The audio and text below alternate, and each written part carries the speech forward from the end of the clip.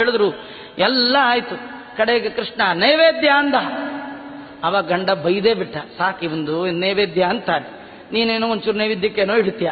ಆಮೇಲೆ ಎಲೆ ಊಟ ಅಂತಾನೆ. 1000 ಜನ 2000 ಜನಕ್ಕೆ ಎಲೆ ಎಲ್ಲ ಹಾಕೋದು ಯಾವ ಮಠದಲ್ಲಿ ಕೊಟ್ಟರು ತಗೊಳ್ಳಲ್ಲ. ಅದರಿಂದ ಈಗ ತಪ್ಪು ಒಪ್ಕೊಂಡ್ಬಿಡೋಣ. ಕೃಷ್ಣ ನಮ್ಮಲ್ಲಿ ಯಾವ ಹಬ್ಬನೂ ಇಲ್ಲ, ಏನಿಲ್ಲ, ಹೇಳಿಬಿಡೋಣ. ದೇವರ ಹತ್ರ ಯಾವಾಗಲೂ ಸುಳ್ಳು ತಟುವಟ ಮಾಡಬಾರ್ದು. ನಿಮ್ದೇನಿದೆ ಅಷ್ಟೇ ತೋರಿಸಿ. ಡಂಬಾಚಾರದ ಪೂಜೆ ಭಗವಂತನಿಗೆ ಬೇಡ.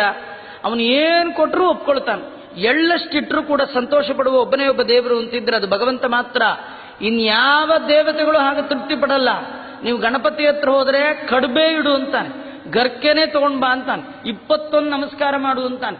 ಮಹಾಲಕ್ಷ್ಮಿ ಬಂದ್ರೆ ಹೋಳಿಗೆ ಆಗಲೇಬೇಕಂತಾಳೆ. ನಮ್ ಕೃಷ್ಣ ಪತ್ರಂ ಪುಷ್ಪಂ ಫಲಂ ತೋಯಂ, ಏನ್ ಎಲೆ ಇಡು, ಬಳ್ಳಿ ಇಡು, ನೀರ್ ಹಾಕು, ತುಳಸಿ ಇಟ್ಬಿಡು, ಒಂಚೂರು ನೀರು ಕಲ್ಸಕ್ರೆ ಸಾಕು, ನನ್ನ ಹೊಟ್ಟೆ ತುಂಬಿತು ಅಂತ. ಎಳ್ಳಷ್ಟಿಟ್ರು ತೃಪ್ತಿ ಪಡೋ ಒಬ್ಬ ದೇವರಿದ್ರೆ ಸುಲಭದ ದೇವರು ಅದು ಕೃಷ್ಣ ಮಾತ್ರ, ಮತ್ತಾರೂ ಇಲ್ಲ. ಕೃಷ್ಣ ಅದನ್ನ ಒಪ್ಕೊಂಡ್ ಬಿಡೋಣ ಅಂತ ಹೇಳಿ ಗಂಡ ಹೆಂಡತಿಗೆ ತುಂಬಾ ಜೋರ್ ಮಾಡ್ದ. ಹೆಂಡತಿಗೂ ಅನ್ನಿಸ್ತು, ಸುಮ್ಮನೆ ಇನ್ಯಾಕೆ ಈಗಲೇ ಬೈಸ್ಕೊಂಡಿದ್ದೀನಿ, ಇನ್ ಕೈಗೆ ಎತ್ತದ್ರ ಕಟ್ಟ ಅಂತ.